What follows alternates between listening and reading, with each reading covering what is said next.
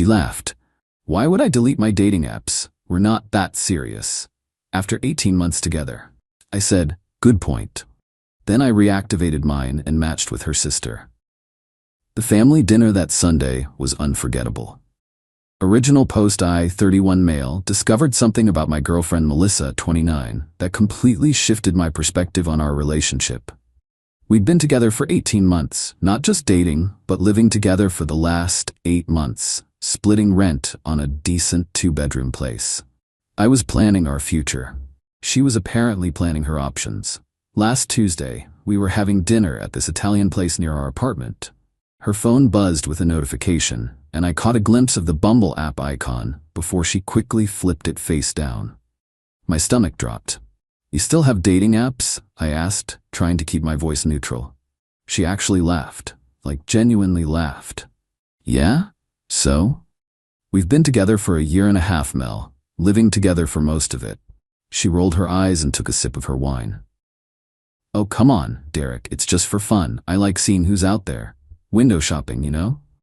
Window shopping while in a relationship. Why would I delete my dating apps? She said it like I was being ridiculous. We're not that serious. We're just living together to save money. Don't be so possessive. 18 months. I'd introduced her to my entire family. She'd spent last Christmas with my parents. My mom had been asking about grandkids. And we're not that serious? Just to be clear, I said slowly, you think keeping dating profiles active while we're living together is normal? God, you're so traditional. Yes, it's normal. Everyone does it. It doesn't mean anything. She waved her hand dismissively. Besides, I'm not meeting anyone, just browsing. I nodded. Good point. She seemed surprised I dropped it so easily. The rest of dinner was awkward, but I kept things light. Paid the check.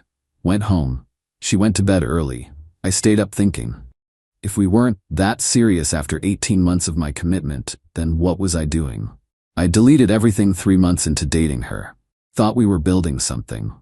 Apparently I was just a convenient roommate with benefits while she kept her options open. Fine. Two can play this game. Wednesday morning, while Melissa was at work, I re-downloaded Tinder, Bumble, and Hinge. Updated my profiles with recent photos, the ones from my cousin's wedding where I actually looked decent. Within an hour, matches started rolling in. Then I saw her. Nina, 26. Melissa's younger sister. Now, context. Nina and I always got along great. She was funnier than Melissa, more laid back, and honestly, we had more in common. She was into gaming, loved the same shows I did, and didn't take herself too seriously. But she was my girlfriend's sister, so obviously boundaries existed. Or they did, until Melissa decided we weren't that serious. Nina had super liked me on Bumble. I stared at the screen for a solid minute, then I matched back. Her message came instantly. LMAO, Derek? What are you doing on here? Me. Same thing as your sister, apparently. Keeping my options open, we're not that serious according to her. Wait. Ask her about it. She thinks it's totally normal to stay on dating apps while living with someone. That's messed up. She told me you guys were practically engaged. News to me. Anyway, weird matching with you. Should probably unmatch. Probably, unless... Kidding. Unless... We texted for 3 hours. She told me Melissa had been bragging to their family about how committed I was, how I was husband material, while apparently keeping her profile active the entire time. Nina had actually thought it was weird her sister was on the apps, but assumed they were old profiles. Nina, Sunday dinner is going to be interesting. Sunday dinner? Family dinner at my parents'. Mel didn't tell you? She confirmed yesterday we're both coming.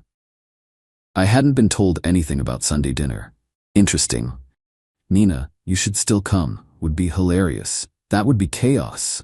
Exactly. Thursday, Melissa acted completely normal, even extra affectionate. Made my favorite dinner, suggested we watch a movie together. Never mentioned Sunday dinner. I played along, waiting. Friday afternoon, she finally brought it up. Oh, by the way, dinner at my parents' Sunday, 6 p.m. Wear something nice. Sure, I said, looking forward to it. Saturday, Nina texted, we still on for tomorrow's chaos? Me, your sister has no idea what's coming. Good, she had this coming. BW, I'm wearing that red dress you complimented at Christmas. The game was on. Update 1. The dinner Sunday arrived faster than expected. Melissa spent 2 hours getting ready, constantly asking if she looked good. I told her she did. She was wearing this designer dress I'd bought her for her birthday. $300, I'll never see again, but whatever. The drive to her parents' house was normal. She talked about work, complained about her boss, scrolled through her phone at red lights. I saw the Hinge notification pop up. She quickly swiped it away. We pulled up to the house at 5:45. Nina's car was already there. Melissa's mom, Gloria, greeted us at the door with huge hugs. Her dad, Frank, shook my hand with his usual too firm grip. "Derek, good to see you, son." Son. Right.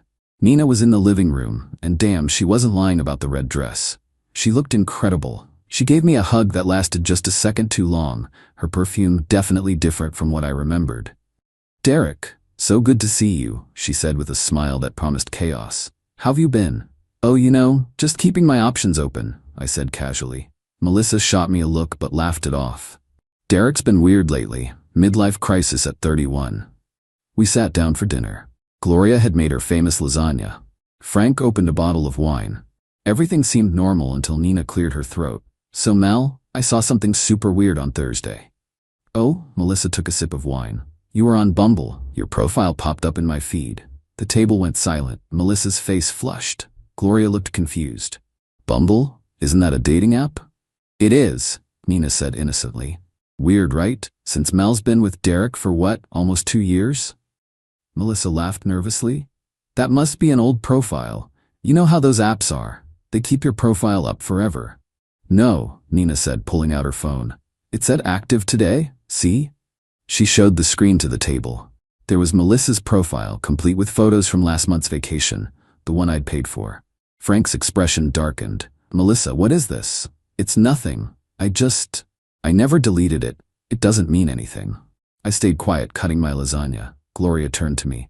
"Derek, did you know about this?" "Found out Tuesday," I said calmly. "She told me we're not that serious and it's normal to keep dating apps while living together." The table exploded. "Not that serious?" Gloria's voice hit a pitch I didn't know was possible. "You're living together." Frank slammed his wine glass down. "Melissa Ann, what is wrong with you?" "You're all overreacting," Melissa protested. "It's 2024. People don't delete apps just because they're in committed relationships," Nina interjected. "Actually, they do. Normal people do." Melissa glared at her sister.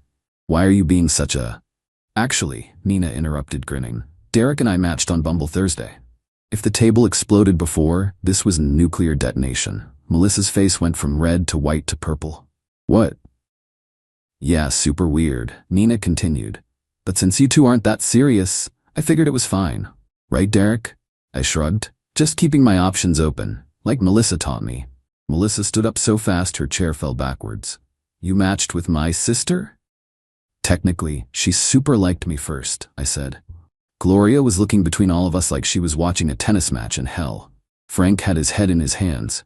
"How dare you?" Melissa screamed at me. "How dare I what?" "Follow your rules? You said we weren't that serious. You said keeping dating apps was normal. I'm just doing what you're doing. That's different." "How?" "It just is." Nina laughed. "Classic Mel. Rules for thee, not for me." "Shut up, Nina. This is between me and Derek." "Actually," Frank said quietly, and everyone turned to look at him. "This is between Melissa and her complete lack of respect for relationships. Derek, I'm sorry you've wasted 18 months on my daughter." "Dad," Melissa shrieked. "No, I'm done," Frank continued. "We raised you better than this. This young man has been nothing but good to you. He helps with your rent, he bought you that damn purse you wouldn't shut up about, he fixed your car last month, and you're on dating apps, shopping around while keeping him as backup?" Gloria nodded. "Melissa, this is disgusting behavior. I'm ashamed." Melissa started crying. Not pretty tears, ugly, mascara-running sobs. "You're all taking his side?" "There aren't sides," Gloria said. "There's just you being horrible to someone who loved you." Loved. Past tense. Even Gloria got it. Melissa grabbed her purse and stormed toward the door. "Derek, we're leaving. Now." I took another bite of lasagna. "This is really good, Gloria." "Derek, I'm not leaving. You can call an Uber. You drove me here. And we're not that serious, remember? Figure it out." She stood there, mouth open, looking around for support. Nobody moved. Finally she screamed, actually screamed like a toddler, and stormed out. We heard her on the phone outside, presumably calling for a ride. Nina broke the silence. So, anyone want to see our Bumble conversation? It's actually hilarious. Gloria poured herself more wine. Nina, not now. Frank looked at me. Derek, I'm sorry about all of this. It's fine. Better to know now than after a ring. Were you really going to? Gloria asked softly. I pulled out my phone and showed them the ring I'd bookmarked. A simple diamond solitaire. Nothing crazy, but it would have cost me 3 months of savings. Was going to start shopping next month, Nina whistled. Bullet dodged, my friend. We finished dinner in relative peace. Melissa apparently got her Uber and left. I helped clean up, had another glass of wine with Frank, and even played cards with Nina and Gloria for a bit. It was weird, but somehow less weird than pretending everything was fine. As I was leaving, Nina walked me to my car. So, that was fun, she said. Fun's one word for it. She bit her lip. Derek, I know this is messy, but I really did always think you were too good for her. Nina, I know, too soon, too weird, but she handed me a piece of paper with her actual number on it. Maybe in a few months when the dust settles we could get coffee? As friends first, obviously. I looked at the paper, at her. She was everything Melissa wasn't, genuine, funny, actually interested in who I was as a person. Maybe, I said. Let me deal with the aftermath first, she smiled. Fair. Sorry about my sister being, well, herself. You super liked me before you knew about the dating app thing. She blushed. Temporary insanity. You were supposed to swipe left like a good boyfriend. Good thing I'm not that serious of a boyfriend, apparently. We both laughed. It felt good to laugh. Update 2. The meltdown. Got home around 10 p.m. Sunday night. Melissa's stuff was everywhere, but she wasn't there. Good. I grabbed a beer and started thinking about next steps. Monday morning, 6 a.m. she came home. Still in the same dress, makeup destroyed, looking like she'd been crying all night. We need to talk, she said. No, we don't. You need to find a new place to live. Derek, please. I made a mistake. No, you made a choice. For 18 months, apparently. She started crying again. It didn't mean anything. I never met anyone. But you were looking. While I was planning a future with you, you were keeping your options open. Everyone does it. Your parents don't think so. Your sister doesn't think so. I don't think so. Nina is just jealous. She's always been jealous of me. I laughed. Actually laughed. Jealous of what? Your inability to commit? Your entitlement? Your complete lack of respect for others? How dare you match with her? The same way you dared to stay on 3 different dating apps while living with me. Except I did it for 3 days. You did it for our entire relationship. She tried a different approach. Got closer, put her hand on my chest. Baby, we can work through this. Couples counseling? I'll delete the apps right now, see? She pulled out her phone, making a show of deleting them. Too late, Mel. Way too late. You're really throwing away everything we built for one mistake? We didn't build anything. I built a relationship while you kept a foot out the door. And it wasn't one mistake. It was 547 days of choosing to keep those apps. That's 547 daily decisions to disrespect our relationship. You counted? I did the math, yeah. She got angry again. Fine, you want me out? I'm taking everything I bought. Take it all. I don't want anything with your energy on it. She started grabbing random stuff, claiming she bought things I knew I'd purchased. I didn't argue, just wanted her gone. What about rent? I paid half. You paid a third, actually. I have the Venmo receipts. But sure, I'll give you the week back. I transferred her $400. There, we're square. That's it? After everything? What everything? We weren't that serious, remember? She screamed again and threw a coffee mug at the wall. It shattered. You'll pay for that too. I said calmly. $30 for the mug, $50 for the security deposit hit. I hate you. Cool. Hate me from somewhere else.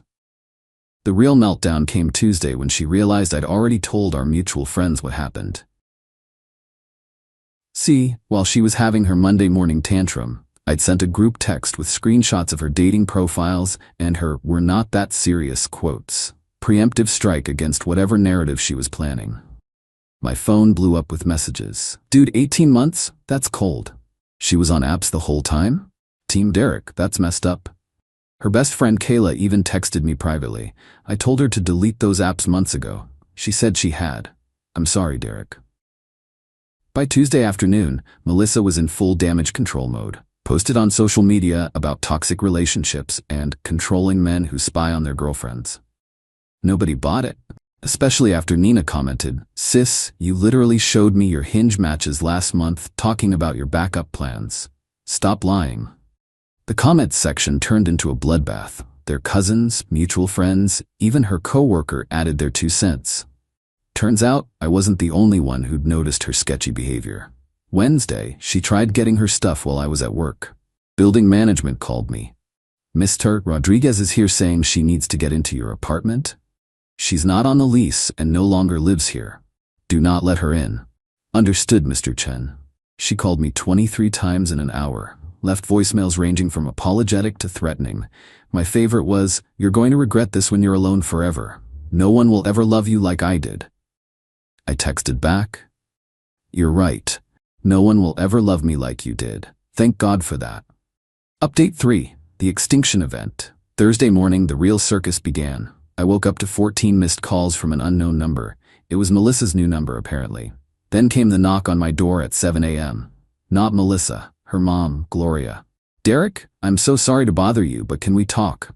I let her in, made coffee. She looked exhausted. "Melissa is staying with us," she said, "and she's not handling this well." Define not well. "She's convinced you and Nina are secretly together. She's talking about suing you for emotional distress. She wants half of everything in the apartment. She can want all she likes. She's not on the lease. She didn't buy the furniture and emotional distress. She cheated, not me." Gloria sighed. "I know. Frank and I know. But she's our daughter, and she's having some kind of breakdown. She quit her job yesterday." "She what?" "Said she couldn't focus because of the trauma." "Derek, I'm not here to defend her. What she did was wrong. But did you have to match with Nina?" "Gloria, I matched with Nina to make a point. Your daughter spent 18 months on dating apps while I was planning to propose. She needed to understand how that felt." "And Sunday dinner?" "That was Nina's idea, actually." Gloria rubbed her temples. "That girl, both my girls, I don't know where I went wrong." "You didn't. Melissa made her choices. Can you at least let her get her things? She can come Saturday between 2 and 4 p.m. You or Frank need to be with her. She's not coming alone." Gloria nodded and left. An hour later, I get a text from Nina. "Mom just told Mel she has to be supervised to get her stuff. The screaming is epic." Friday was quiet. Too quiet. I should have known something was coming. Saturday at 2 p.m. sharp they arrived. Melissa, Gloria, Frank, and surprisingly, Melissa's older brother Tony, who I'd only met twice. Tony approached me first. "Hey man, sorry about all this. I'm just here to make sure things stay calm." I appreciated that. Tony always seemed like a solid dude. Melissa wouldn't even look at me. She started packing her things while Gloria helped. Frank stood awkwardly by the door. Everything was going smoothly until she got to the bedroom and saw something that set her off. "Where's my necklace?" "What necklace?" "The gold one, the one my grandmother gave me." "Melissa, you never kept jewelry here. You always left it at your parents' house." "You stole it. You sold it out of spite." "I didn't touch any necklace." She started tearing through drawers, throwing things around. Tony stepped in. "Mel, chill. If it's not here, it's not here." "He has it, or he gave it to Nina." "Are you two together now, huh?" "No, Melissa. Nina and I aren't together." "Liar. She liked your Instagram post yesterday." "So did 47 other people. Are they all dating me too?" She lunged at me. Actually lunged. Tony caught her midair like she weighed nothing. "Okay, we're done here," Tony said, literally carrying his sister toward the door. "Mom, Dad, grab her stuff." Melissa was screaming. "I'll destroy you. You'll never be happy. Nina's using you. She's always wanted what I have." "What you had," I corrected. Past tense. That made her scream louder. Tony just shook his head and carried her out. Frank muttered an apology, Gloria couldn't meet my eyes, pal, and they left with maybe half of Melissa's actual stuff because she was too busy having a meltdown to pack properly. 10 minutes after they left, Nina texted, "She just accused me of stealing Grandma's necklace, the one she sold 2 months ago for concert tickets. This is insane." Me. "She sold it?" "Yeah. Told me not to tell Mom. Sold it on Poshmark for like $200. I have screenshots." Nina sent the screenshots. Melissa had indeed sold the necklace in August, bragging about getting tickets to some music festival. I forwarded them to Gloria with the message, in case she tries to file a police report. Gloria replied, "I'm so sorry. We're getting her help." Sunday came with another plot twist. Melissa made a TikTok, a whole-ass TikTok about how my ex destroyed my life because I wanted independence. It got 50K views in 3 hours. The comments were brutal though. Independence equals cheating now? Girl, you were on dating apps while living with him? This is why I have trust issues. Nina, tell your side. Yeah, Nina was in the comments. With receipts. Screenshots of Melissa's messages about her backup plans, the Poshmark listing for the necklace, even texts where Melissa admitted she was just with Derek until something better came along. The TikTok got deleted within hours, but the internet is forever. Someone screen recorded it, and it ended up on Twitter with the caption, "Tell me you're Delulu without telling me you're Delulu." Final update. It's been 3 months since the Sunday dinner incident. Time for the final update on this absolute dumpster fire of a relationship. The immediate aftermath of TikTok Gate was rough for Melissa. Turns out going viral as the poster child for delusional girlfriend behavior isn't great for your career prospects. The job she quit? They wouldn't take her back. Her new job search wasn't going well either. Apparently, employers Google people, and her name was attached to some pretty unflattering content. She tried reinventing herself online as a healing coach and relationship expert. Posted about toxic relationships and narcissistic exes, until Nina kept commenting with receipts. Eventually, Melissa blocked her entire family on social media. According to Tony, "We grab beers sometimes now." Weird, but he's cool. Melissa moved to another state to start fresh. Lives with some aunt who doesn't know the full story. Still single, still on the apps, still convinced she did nothing wrong. Gloria and Frank took it hard. They sent me a card apologizing again and a check for the broken mug, which I didn't cash. They're good people who just raised one broken person out of 3 decent kids. As for Nina and me, yeah, we're together now. Before you judge, hear me out. We waited 2 months. 2 months of just texting as friends, grabbing coffee, being normal humans, getting to know each other without Melissa's shadow. She was nothing like her sister. Honest, funny, actually deleted her dating apps after our 3rd date without me asking. The family dynamics are weird, not gonna lie. Gloria and Frank are supportive but awkward. Tony thinks it's hilarious and calls us the upgrade. Melissa found out last month through a cousin's Instagram story and sent Nina a novel-length text about betrayal and sister code. Nina responded, "The sister code includes not lying about your boyfriend of 18 months being just a roommate when I asked if I could date him after you broke up. You said, and I quote, 'I don't care, he's nobody special, so I took your advice.'" Melissa blocked her again. "We're taking things slow. No moving in together anytime soon, both of us maintaining our own spaces." We joke that Melissa actually did us a favor. I never would have seen Nina as an option if her sister hadn't nuked our relationship so spectacularly. My trust issues are real though. I check dating apps randomly, just to make sure. Nina knows, doesn't take it personally, shows me her phone whenever I'm feeling anxious. She gets it. She saw what her sister put me through. The best revenge? I'm genuinely happy. Not pretend Instagram happy, but actually content. Found someone who thinks deleting dating apps after becoming exclusive is just basic respect. Wild concept, right? Melissa, if you're reading this, and I know you are because Nina says you still search my name weekly, I want to thank you. Thank you for showing me exactly what I don't want in a partner. Thank you for the 18-month masterclass in red flags. And thank you for being so awful that your sister looked like an angel in comparison. Oh, and that ring I was going to buy. I put that money into index funds instead. Already up 12%. Better ROI than a failed engagement. To everyone who followed this saga, thanks for the support. The messages calling me king were cringe but appreciated. The ones calling me an asshole for dating Nina? Yeah, fair. It's messy. But sometimes messy leads to something better. Gloria makes lasagna for us once a month now. Frank taught me his secret poker moves. Tony and I are in a fantasy football league. And Nina? She deletes her social media apps when we're on dates, so she's actually present. Turns out the best revenge isn't elaborate. It's just living better without them. Peace out. P.S. Melissa's Hinge profile is still active. Some things never change.